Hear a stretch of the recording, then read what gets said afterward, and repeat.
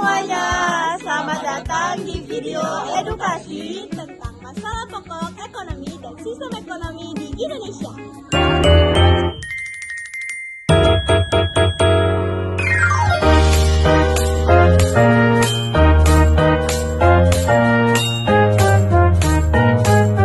Di Indonesia, dalam kehidupan sehari-hari kita sering melihat contoh masalah ekonomi seperti kelangkaan minyak goreng di Indonesia.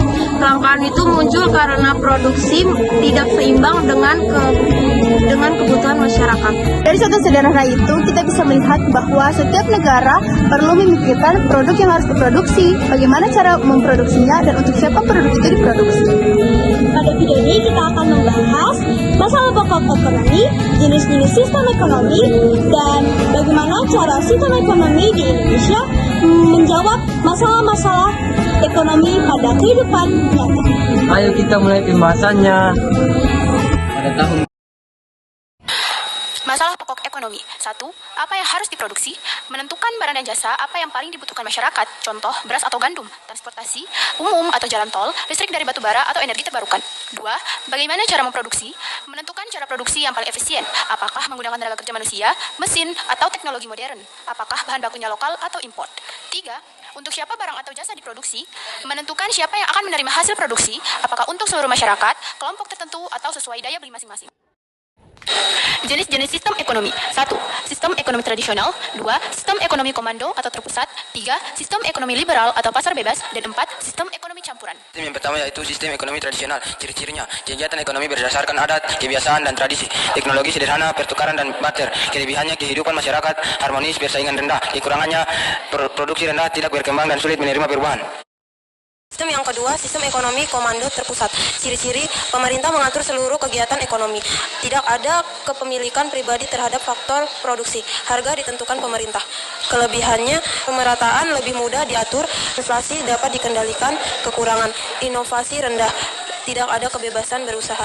C. Sistem ekonomi liberal, pasar bebas. Ciri-cirinya, 1. Kegiatan ekonomi ditentukan mekanisme pasar, seperti permintaan dan penawaran. Kedua, individu bebas berusaha dan memiliki faktor produksi. Ketiga, peran pemerintah minim. Adapun kelebihan, inovasinya tinggi, produksi berkembang cepat, sementara kekurangannya adalah kesenjangan sosial besar dan monopoli mudah muncul. Sistem ekonomi yang terakhir yaitu sistem ekonomi campuran. Ciri-cirinya yaitu peran pemerintah dan swasta seimbang. Pemerintah mengatur sektor vital dan swasta bebas berusaha tetapi tetap diawasi. Kelebihannya, kestabilan ekonomi lebih terjaga serta pemerataan lebih baik. Lalu kekurangannya yaitu birokrasi bisa menghambat inovasi dan campur tangan pemerintah bisa berlebihan. 3. Sistem ekonomi Indonesia atau sistem ekonomi Pancasila. Ciri-ciri. Yang pertama, perekonomian dikuasai oleh negara dan masyarakat. Pasal 33 Undang-Undang Dasar tahun 1945. Kedua, cabang produksi yang penting dikuasai negara. Contohnya listrik, air, dan kereta api. Ketiga, koperasi sebagai sokong guru perekonomian. Keempat, mengutamakan keadilan sosial dan kesejahteraan bersama. Dan yang kelima, pasar tetap ada tetapi diawasi pemerintah. Dampak negatif, ketidaksetaraan ekonomi dan kesenjangan, kerusakan lingkungan akibat industrialisasi, kerentanan terhadap krisis ekonomi seperti inflasi dan pengangguran, melemahnya daya beli, pertumbuhan ekonomi lambat.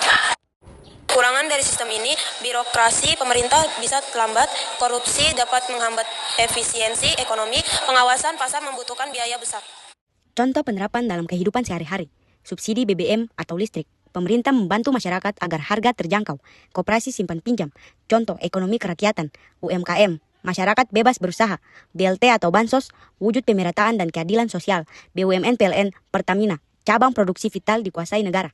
Salah satu contoh bisa kita lihat di video berikut ini. pada tahun 2022 Indonesia mengalami kelangkaan minyak goreng. Permintaan masyarakat naik, tapi produksi dan distribusi tidak seimbang. Lalu bagaimana cara sistem ekonomi Indonesia mengatasinya? Pemerintah menetapkan harga eceran tinggi atau yang bisa disebut HET. Pemerintah mengatur distribusi agar tersebar merata dan juga pemerintah menambah pasokan minyak goreng ke pasar nasional dan juga minimarket. Ini adalah contoh nyata bagaimana negara membantu menjawab masalah pokok ekonomi.